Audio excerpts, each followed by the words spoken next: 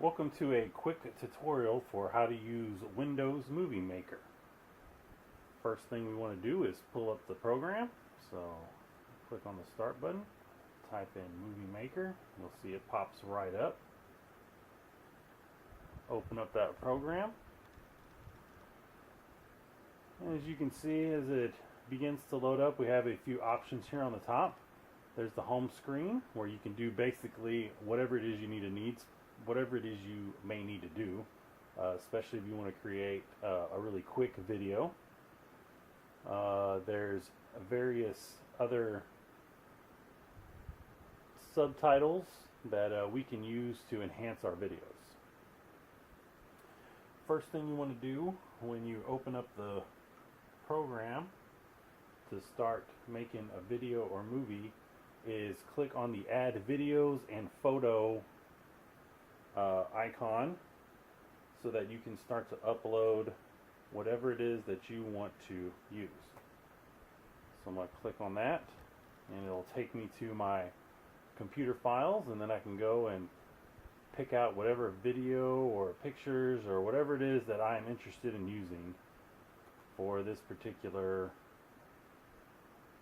activity. I'm just going to load up any random video that I already have on my computer. If you're interested in putting in pictures, then you can just go and I'll add a picture also. I added this video here.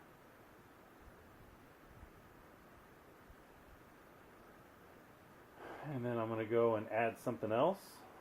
I'll just add a random picture at the end. There's a picture of my son playing football. So now I have two things in my video here.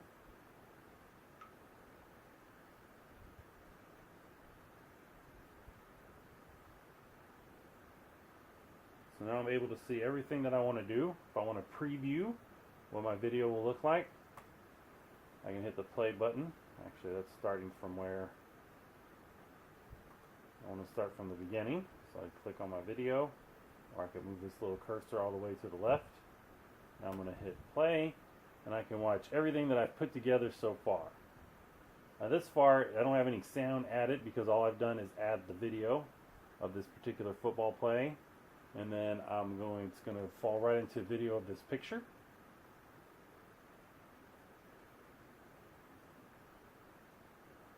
Alright, so I like what I see. This is what I want. So now I can go and I can add music and find any music file that I might already have on my computer or from another source. I can go back to the beginning or anywhere I want, really, and I can add a little title page and type in whatever I want, and that will show up wherever it is I put it. So now I can hit play.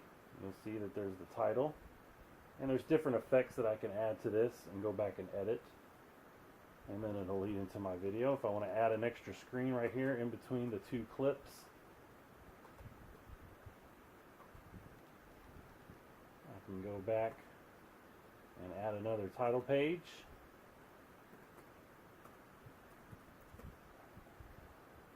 And then I can see what that's going to look like. I'll go back a little bit into my video at the end of the football video part, and it tells me now my picture's coming up, and that'll lead me into the next part of my video. Alright, and of course, as you can see, we can get further into it. I mean, we could take hours talking about this program, all the various things to do. We can record some narration, we can add captions, and we can add credits to the end of your video.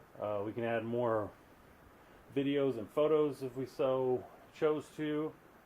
We have visual effects. We can affect how the video looks. There's different ways that we can do with our project, things we can do with the narration and the music, how it is that we want it displayed. We can zoom in and out to help us. There's even animations that can be added from as you go from one scene to the next, as you just saw right there. So to make the transition from one video to the next one, or one picture to the next one, or a title page to the next one, then you could use all of that stuff. Then of course you can actually edit the videos that I already put. So let's say I want to do this football play. I don't want the whole thing. I'm going to set a starting point. I want this part of the play, but I only want it to go up until this guy goes in motion, and up until right there where they snap the ball. So I'm going to set that as my endpoint, and it gets rid of all the other stuff that we just had. Stuff that I don't want. I don't want that in my video. So now it's gone. And of course, if I wasn't sure about that or I made a mistake, I can always just hit the undo button and go back. Once we've got our video finalized, we want to come over here to where it says Save Movie. And the good thing about Movie Maker is that it will recommend a certain saving setting for us, all right, depending on what it is. This particular one is recommending that we do it at a high definition rate. Of course, that's going to take up more memory. If I just wanted something quick, something that's I can just show real quick on my computer, like if I'm going to show something to my students, I would just save from my computer. If it's something I want to save for a while, I'd probably do the high definition option. And then it gives us other options. We can put on a DVD. We can even condense the size and the file link so that we can send it in an email. And then other options to you for using our phone or other devices. So I'm going to save it real quick just for my computer. It asks me where to save it. I'll just type in a file. Call it sample video. I can save it as an MP4 or I can save it as a Windows Media Player file. So it's up to me, whichever one it is I want to do. I'll click save. It goes through the process of saving the movie. And then once that's done, the file will be available for me to use at my leisure.